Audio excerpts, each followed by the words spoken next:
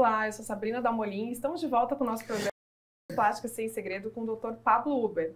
Tudo bem, doutor? Olá, Sabrina, tudo bem? E você? Tudo bem.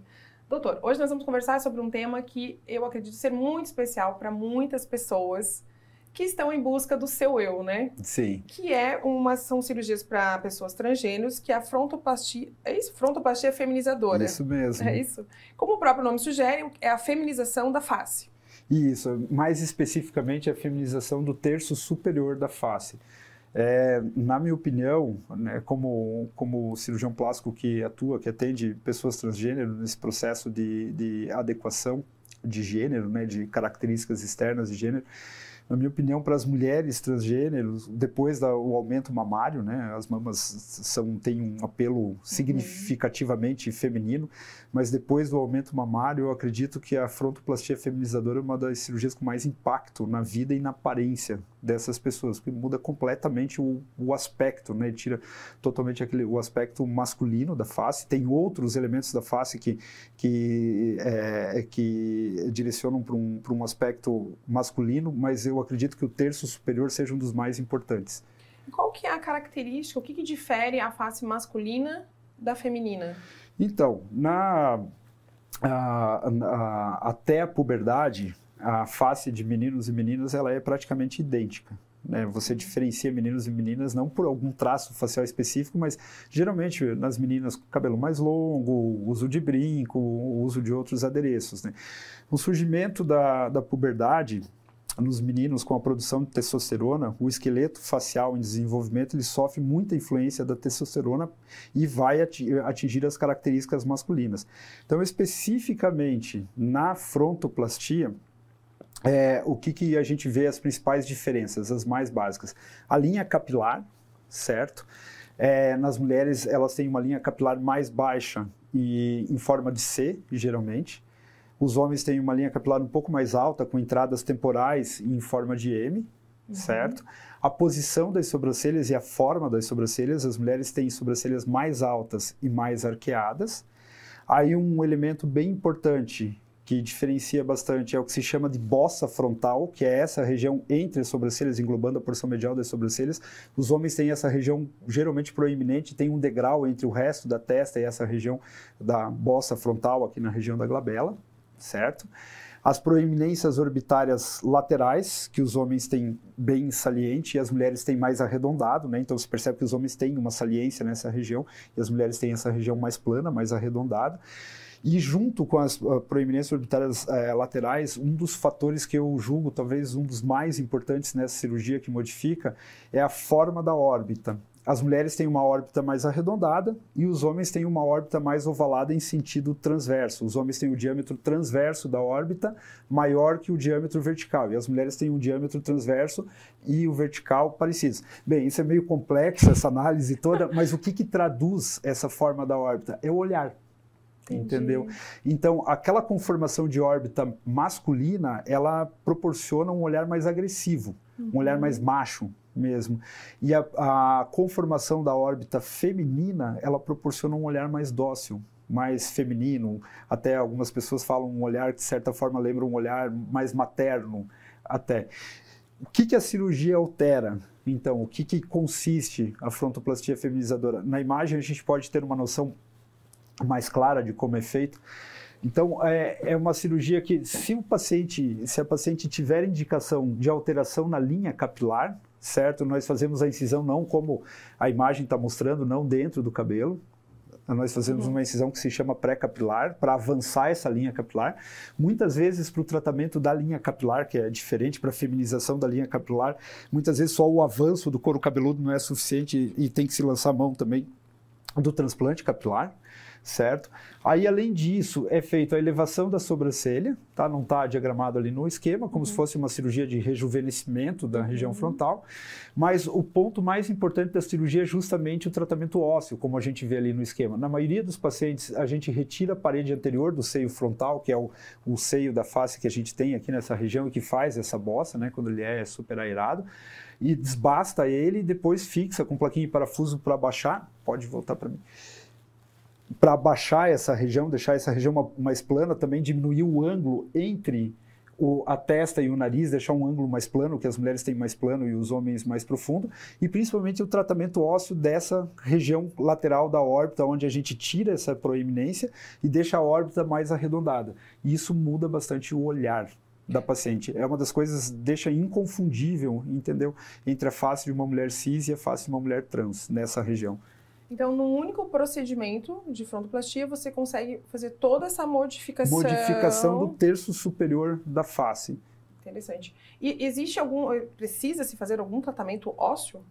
Sim, para esse... sim, justamente como eu estava falando. Normalmente é uma cirurgia, ela é uma cirurgia tecnicamente complexa, né? Mas não considero uma cirurgia de risco, né?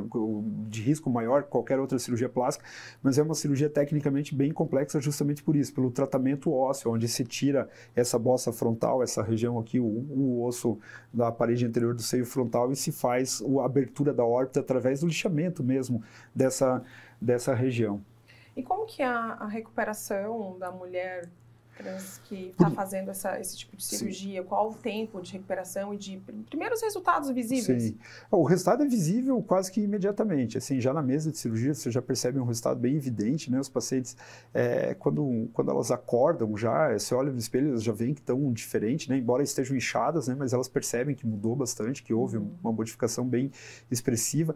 E por incrível que pareça, apesar de ser uma cirurgia complexa, mais extensa, ela tem um tempo de recuperação relativamente rápido. Então, alguns pacientes ficam com dreno, outras não, certo? O dreno, quando fica, ele é retirado em torno de 7 dias. Os pontos também são retirados entre 7 e 9 dias de pós-operatório. No começo, nas primeiras 2 semanas, a paciente tem que ter alguns cuidados, né, com lavar o cabelo, não usar produtos químicos no cabelo, como tinturas, né? Mas normalmente, em torno de 1 mês após a cirurgia, já está bem evidente o resultado, tem um pouquinho de inchaço ainda. É claro que, como qualquer cirurgia plástica, se vê o resultado final, normalmente depois de 6 meses de pós-operatório, mas é uma cirurgia que tem um resultado praticamente imediato já. E como você mostrou na imagem, que abre bastante, puxa, né? Mexe muito. Como que fica a cicatriz? Alguma fica aparente ou não? Nos casos que vai se fazer o avanço da linha capilar, fica uma cicatriz bem disfarçada na linha capilar aqui na região frontal. Na parte superior da testa fica uma cicatriz entre o cabelo e a pele da testa que fica bem disfarçada.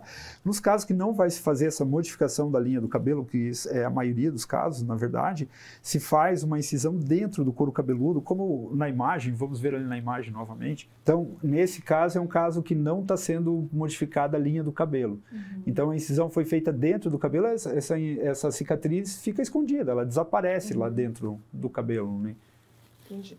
E existe alguma outra indicação ou associação de cirurgia para ser feito com a frontoplastia para um resultado mais feminino? Qualquer cirurgia de feminização facial, conforme a indicação e a queixa do paciente, né, pode ser feita. Mas as mais comuns mesmo, que são feitas no mesmo tempo cirúrgico de feminização facial, é a frontoplastia, a rinoplastia, né, acaba se modificando o nariz, até porque você está mexendo nessa região próxima aqui, e a tirioplastia, que é a redução do pomo de Adão também. Então, a maioria das pacientes acabam fazendo esse trio, esse combinado, entendeu? E que acaba modificando bastante. Algumas pacientes que têm uma mandíbula muito robusta, tem muita queixa na mandíbula, também pode ser feita a cirurgia de redução de mandíbula ou feminização de mandíbula também, que a gente reduz os ângulos mandibulares, reduz a altura do mento, a largura do mento, mas a maioria dos pacientes, maioria não, vamos colocar lá que em torno de metade das pacientes que vêm para fazer frontoplastia, vêm para fazer feminização facial, acabam não operando a mandíbula. Acabam fazendo mais esse trio que eu te falei, que é a frontoplastia, a rino, e a tirioplastia. Mas todas preferem começar, se for para escolher entre as 3, elas preferem fazer a frontoplastia. O resultado é muito evidente, é muito gritante, até porque a mulher transgênero, por mais que ela tente disfarçar a face, né, que ela tente feminizar com outras medidas, a face como maquiagem, corte de cabelo, entendeu? A maioria delas acaba ficando aquela evidência, principalmente o olhar, aquele olhar masculino ainda. Então, tem estudos que demonstram, né, é um grande problema, que é uma vergonha que é enfrentado pela mulher transgênero ainda hoje, é a agressão física no ambiente social, certo? Né? Algumas são identificadas como transgênero e são agredidas gratuitamente só por isso, né? Então, tem um estudo americano que mostrou uma sequência de centenas de pacientes, comparando 2 grupos operadas com frontoplastia e não operadas.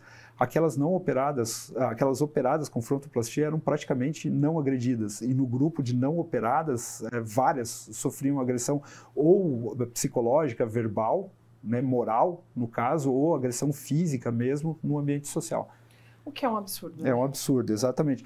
Então, como qualquer cirurgia para paciente transgênero, a frontoplastia feminizadora ela é uma ferramenta muito poderosa em 2 aspectos que são muito importantes para esses pacientes, que é a autoidentificação positiva, né, um alinhamento das características externas com o que eles sentem internamente, e um melhor engajamento social.